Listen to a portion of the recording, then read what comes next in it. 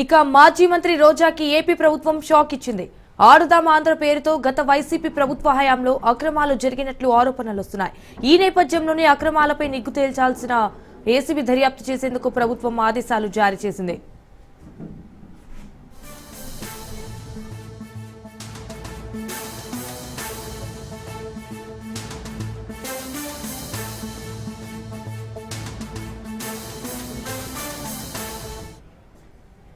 ఇక వైసీపీ ప్రభుత్వ హయాంలో ఆడుదాం ఆంధ్ర పేరుతో భారీగా నిధులు పక్కదారి పట్టినట్లు అధికార కూటమి ప్రభుత్వం ఆరోపణలు చేస్తోంది. నిన్న అసెంబ్లీలో దీనిపై చర్చ కూడా జరిగింది. అయితే దాదాపు 119 కోట్ల నిధులు ఆడుదాం ఆంధ్ర పేరుతో దుర్వినియోగం అయినట్లు ఆరోపణలు వచ్చాయి.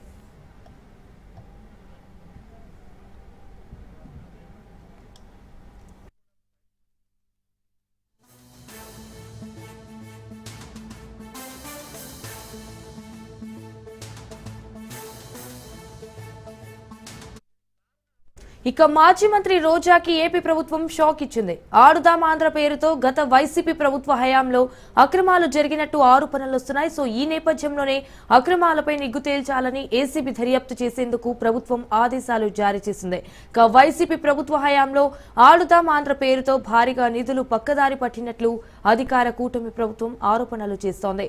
నిన్న అసెంబ్లీలో దీనిపై చర్చ కూడా జరిగింది. ఇక దాదాపు 119 కోట్ల నిధులు ఆడుదాం ఆంధ్ర పేరుతో దుర్వినియోగం అయినట్లు ఆరోపణలు వచ్చాయి. రైట్, ఇక ఇదే విషయానికి సంబంధించి మరిన్ని డీటెయిల్స్ మా ప్రతినిధి క్రాంతి ఫోన్ ఇన్ ద్వారా అందిస్తారు. క్రాంతి, చెప్పండి, దీనికి సంబంధించిన అప్డేట్స్ ఏంటి? అంజన, గత ప్రభుత్వ హయాంలో ఆడుదాం ఆంధ్ర పేరుతో పెద్ద ఎత్తున పల్లెటూరుల్లో ఎవరైతే క్రీడా పరంగా ఆసక్తిగా ఉన్న యువత ఉన్నారో వాళ్ళందరినీ కూడా వాళ్ళలో ఉన్న ఆసక్తిని వెలికి తీసేందుకు గత ప్రభుత్వంలో ఆడుదాం ఆంధ్ర పేరుతో పెద్ద ఎత్తున క్రీడలు నిర్వహించిన పరిస్థితి అయితే ఉంది. అయితే దాదాపు 127 కోట్లకి సంబంధించి అవకతవకలు జరిగాయంటూ ప్రస్తుతము కూటమి ప్రభుత్వం వచ్చిన తర్వాత దానిపైన విచారణకి చేపించిన నేపథ్యంలో దానిలో ప్రస్తుతం నిన్న దీనికి సంబంధించి సభలో చర్చ కూడా కొనసాగింది. గత ప్రభుత్వ హయాంలో ఏ రకంగా ఆడుదాం ఆంధ్ర పేరుతో అవకతవకలు జరిగాయి, అదేవిధంగా నిధులు కేటాయింపుకు సంబంధించి ఆ నిధులు ఏ రకంగా దుర్వినియోగం అయ్యాయి, దాంతో పాటు ఇచ్చిన క్రీడాకారులకు ఇచ్చిన కిట్లు కావచ్చు, అదేవిధంగా పరికరాలకు సంబంధించి ఏ రకంగా నాసికరంగా ఇచ్చారనే అంశాలపైన కూడా సభలో నిన్న పెద్ద ఎత్తున చర్చ అయితే కొనసాగింది. దానికి సంబంధించి ఈ రోజు అటు అప్పటి క్రీడా శాఖ మంత్రిగా ఉన్న రోజా కావచ్చు, శాప్ చైర్మన్ గా ఉన్న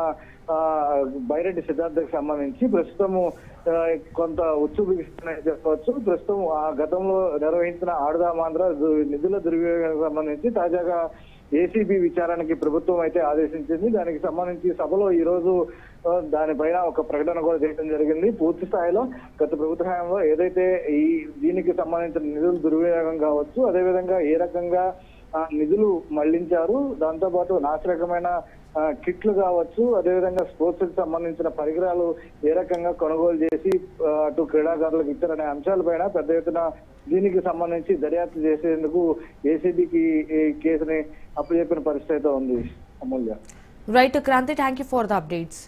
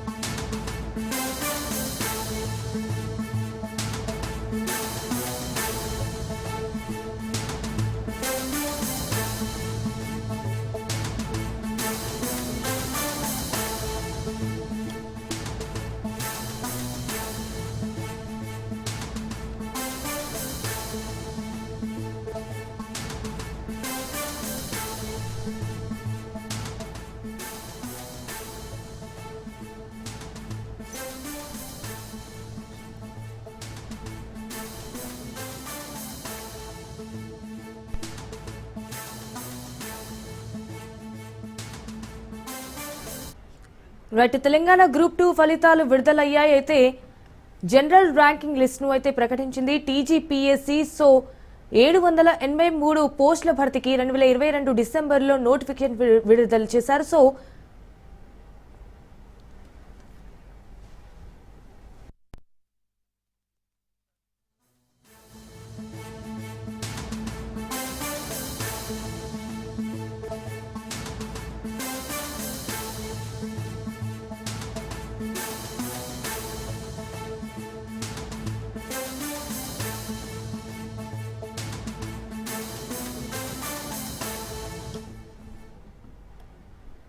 రైట్ తెలంగాణ గ్రూప్ 2 ఫలితాలు విడుదలయ్యాయి. జనరల్ ర్యాంకింగ్ లిస్ట్ ను టీజీపీఎస్సీ ప్రకటించింది. సో 783 పోస్టుల భర్తీకి 2022 డిసెంబర్లో నోటిఫికేషన్ రిలీజ్ అయింది.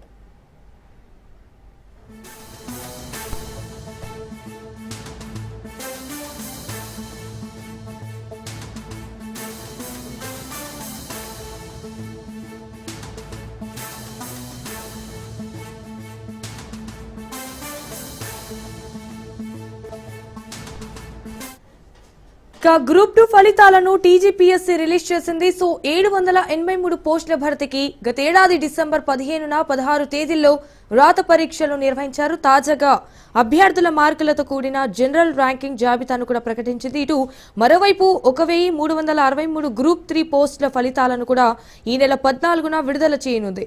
ఇటు మార్చి 17న హాస్టల్ వెల్ఫేర్, 19న ఎక్స్టెన్షన్ ఆఫీసర్ పోస్టుల పరీక్ష ఫలితాలను రిలీజ్ చేస్తామని టీజీపీఎస్సీ తెలిపింది.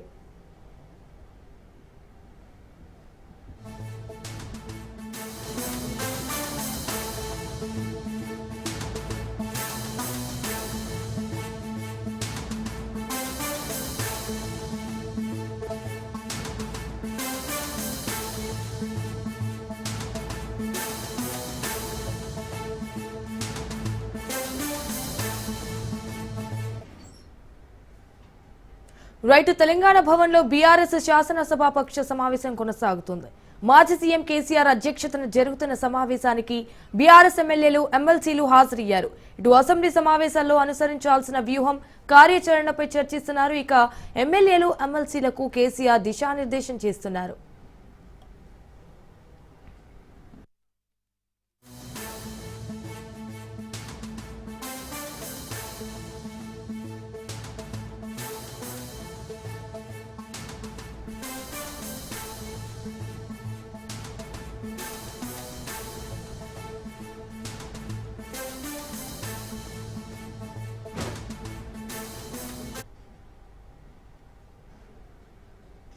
రైట్ కది ఇదే విషయానికి సంబంధించి మరిన్ని డీటెయిల్స్ మా ప్రతినిధి సైదులు లైవ్ లో అందిస్తారు.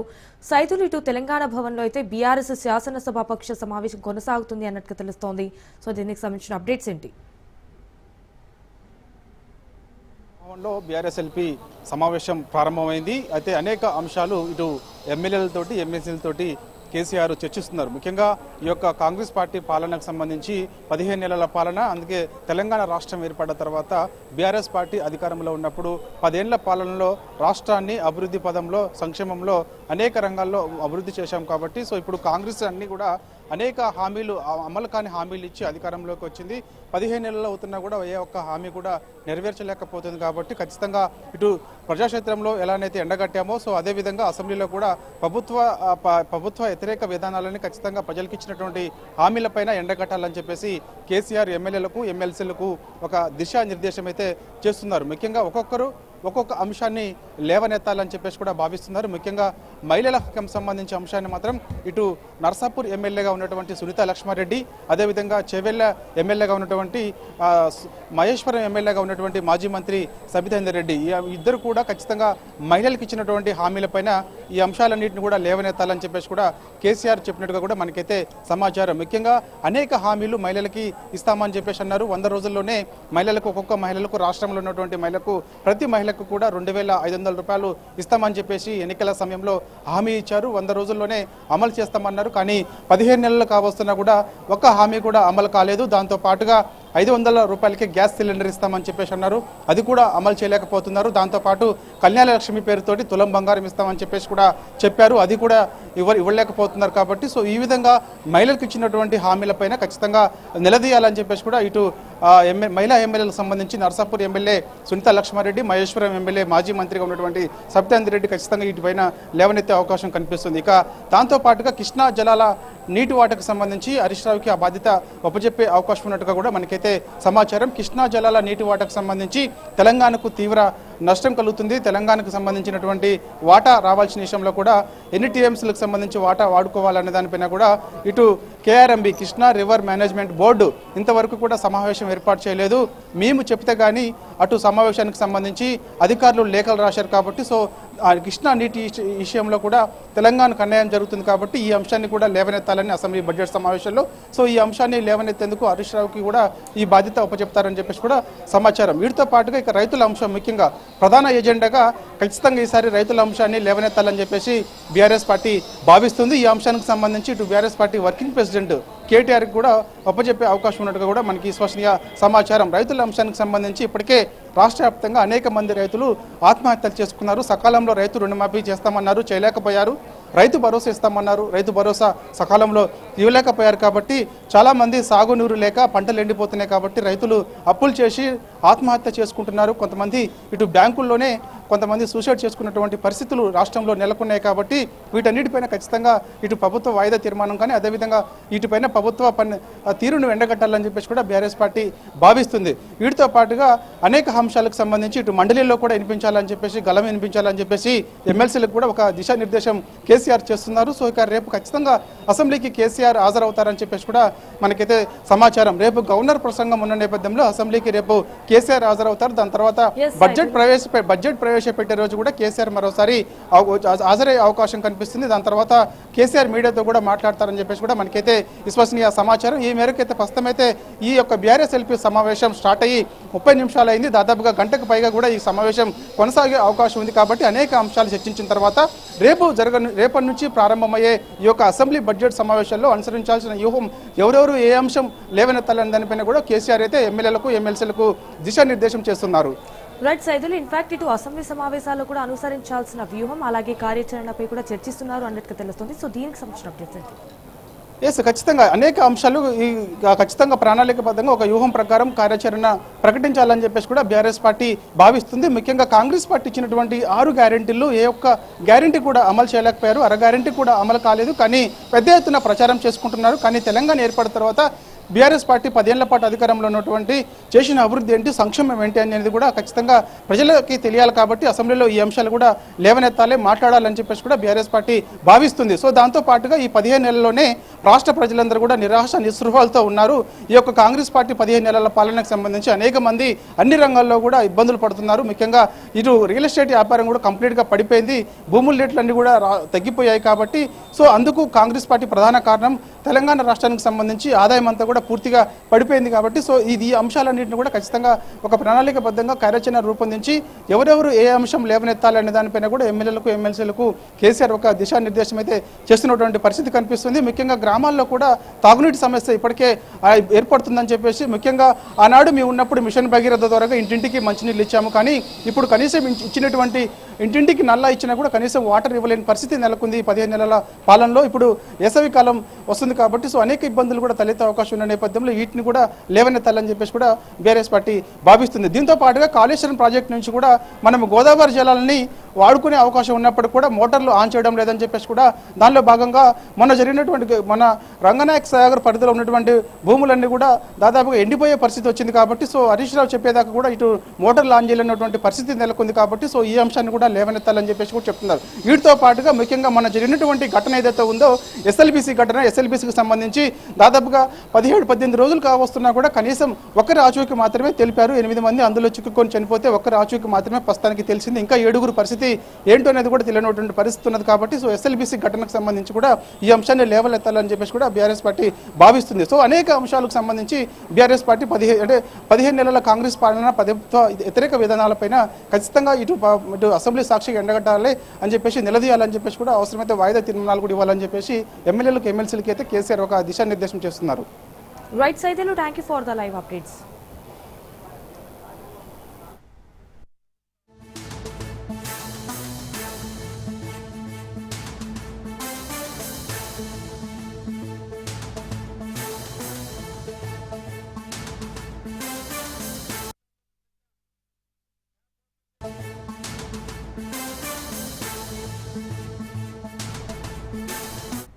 Right, Madhapur Khanamet survey number 11/31లోని తన భూమిని కబ్జాకు యత్నించిన వారిపై చర్యలు తీసుకోవాలని ఎమ్మెల్సీ నవీన్ ఫిర్యాదు చేశారు.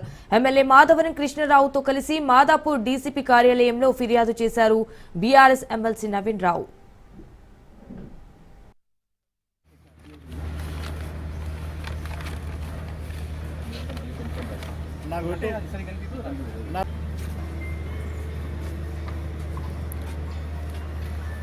కానీ స్కెచ్ పెద్ద మార్క్ చేయాలి. 37 ఇడు ఉంది. 1920 1920.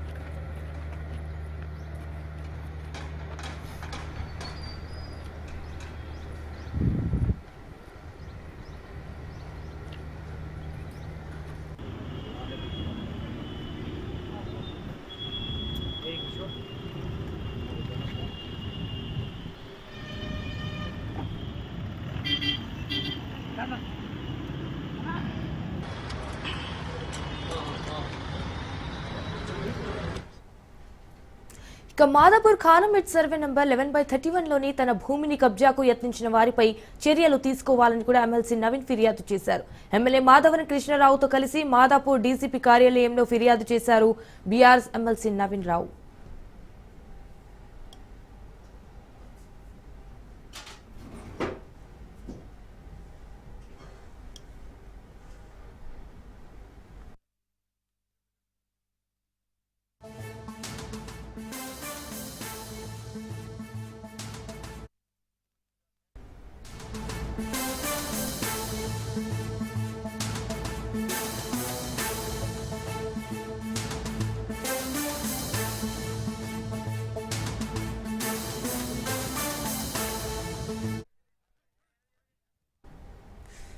ఫైర్ కి సంబంధించి బ్రేకింగ్ న్యూస్ చూస్తున్నాం. హైదరాబాద్ జీడిమెట్ల పిఎస్ పరిధి సుభాష్ నగర్ లో అగ్ని ప్రమాదం చోటు చేసుకుంది.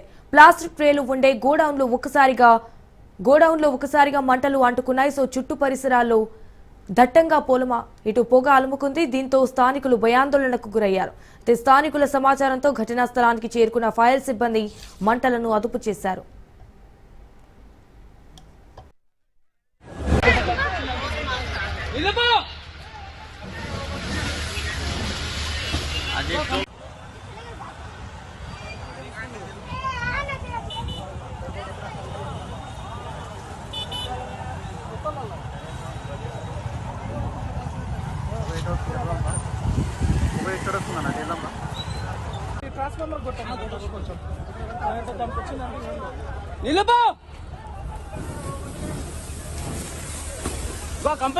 Company కొడగొట్టు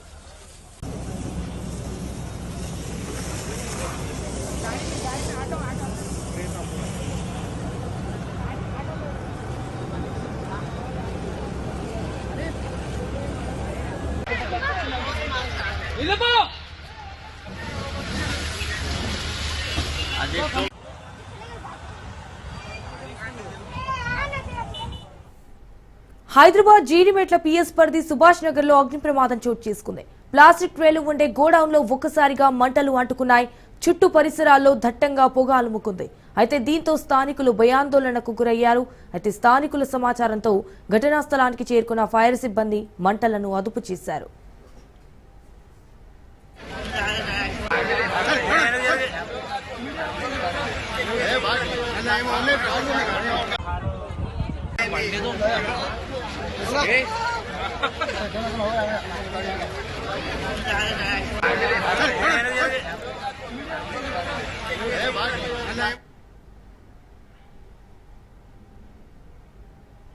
deputy CM Bhatti Vikramarka మాట్లాడుతున్నారు. ఇప్పుడు లైవ్ చూద్దాం. ఏర్పాటు చేసుకుంది ఈ ప్రభుత్వానికి, ముఖ్యమంత్రి గారికి ఆ శాఖ వారు చూస్తూ ఉన్నారు. వారికి మరీ ముఖ్యంగా ఈ ఓల్డ్ బిల్డింగ్స్ అన్నింటినీ కూడా రెనోవేట్ చేసి హెరిటేజ్ సంబంధించినటువంటి బిల్డింగ్స్, లోపల ఇంకా మీనియేచర్ బిల్డింగ్ కూడా ఉంది. మొత్తం అంతా అవతల గేట్లు కూడా మూసీ నదికి సంబంధించినటువంటి మెయిన్ గేటు మూసీ నది నుంచే ఉంది. దీనికి భవిష్యత్తులో రాష్ట్ర ప్రభుత్వం మూసీ రీజర్వేషన్ కార్యక్రమం కూడా చేయబోతా ఉంది. దాంట్లో భాగంగా ఆ ప్రధాన ద్వారాన్ని కూడా భవిష్యత్తులో అదంతా డెవలప్ చేసిన తర్వాత అటు నుంచి ఓపెన్ చేసే కార్యక్రమం కూడా చేయబోతా ఉంది. ఇది దీనికి కావాల్సిన హెరిటేజ్ రెనోవేషన్ కావాల్సినటువంటి సంస్థలకి కొంత రాష్ట్ర ప్రభుత్వం నుంచి మ్యాచింగ్గా కొంత గ్రాంట్ డబ్బులు కావాలంటే కూడా దాన్ని కూడా ఏర్పాటు చేశాము. అట్లాగే భవిష్యత్తులో కన్స్ట్రక్షన్ కోసం కూడా ఇక్కడ దాదాపు 540 కోట్లతో 540 crores 540 crores-తో ఈ యూనివర్సిటీ విద్యార్థులు చదువుకోవటానికి కావాల్సిన విధంగా ప్రాపర్ క్లాస్ రూమ్స్, అకామిడేషన్ అన్నీ ఏర్పాటు చేయడం కోసం ఒక మాస్టర్ ప్లాన్ తయారు చేశారు. దీనికి సంబంధించి మొదటి విడతగా ఆ హెరిటేజ్ బిల్డింగ్ సంబంధించి రెనోవేషన్ చేయడం కోసం మ్యాచింగ్గా రాష్ట్ర ప్రభుత్వం నుంచి 15.5 కోట్లు అంటే 15.5 crores కావాలని అడిగారు. అట్లాగే ఇంకొక వర్క్ స్టార్ట్ చేయడానికి ఇమ్మీడియట్గా 100 crores కావాలని అడిగారు. ఆ రెండింటికి కూడా రాష్ట్ర ప్రభుత్వం సానుకూలంగా స్పందించి ఈ 2 నిధులు కూడా వెంటనే ఏర్పాటు చేస్తుంది. దీంతో పాటు ఇంకొక ముఖ్యమైన కార్యక్రమం గత కొన్ని రోజులుగా ముఖ్యమంత్రి గారు చూస్తున్నటువంటి సాంఘిక ఎస్సీ డెవలప్మెంట్ శాఖ, ట్రైబల్ వెల్ఫేర్ శాఖ సంబంధించి వారు ఒక యాక్షన్ ప్లాన్ తయారు చేశారు. ఆ యాక్షన్ ప్లాన్ ప్రకారం ఈ 2 వెల్ఫేర్ శాఖలకు సంబంధించి ఎస్సీ సబ్ ప్లాన్ నుంచి ఎస్టీ సబ్ ప్లాన్ సంబంధించిన నిధుల్ని వారు కొన్ని ఈ రాష్ట్రంలో ఉన్న నిరుద్యోగ యువతి యువకుల కోసం ఒక యాక్షన్ ప్లాన్ తయారు చేసి ప్రకటించమని నాకు సమాచారం అందించారు. ఈ యాక్షన్ ప్లాన్ అంతా వారిదే. దీనికి సంబంధించి చాలా మంది నిరుద్యోగ యువతి యువకులు ఉద్యోగ అవకాశాల కోసం ఒక పక్కన, ఇంకో పక్కన స్వయం ఉపాధితో ప్రయత్నం చేసుకోవాలనే ఆశ ఇంకో పక్కన. ఉద్యోగ ఉపాధి అవకాశాలకు సంబంధించి ఇప్పటికే రాష్ట్ర ప్రభుత్వం పబ్లిక్ సర్వీస్ కమిషన్ని ప్రక్షాళన చేసి క్యాలెండర్ అనౌన్స్ చేసి దాని ద్వారా రిక్రూట్మెంట్ చేసుకుంటూ ముందుకు పోతా ఉన్నారు.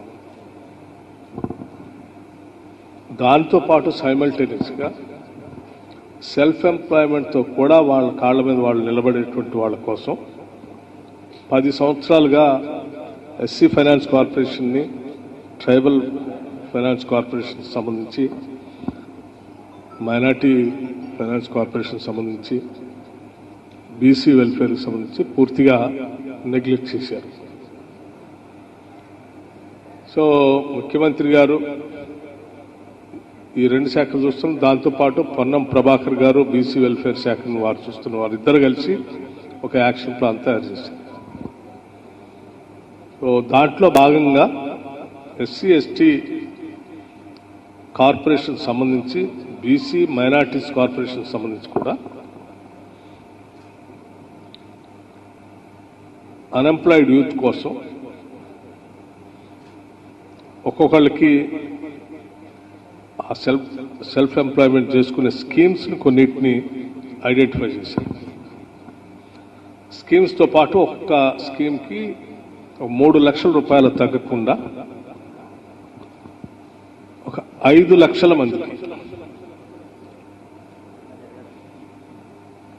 5 లక్షల మంది దాదాపు లబ్ధిదారులకి ఉపయోగపడేటట్టుగా 6,000 కోట్ల రూపాయలతో 6,000 crores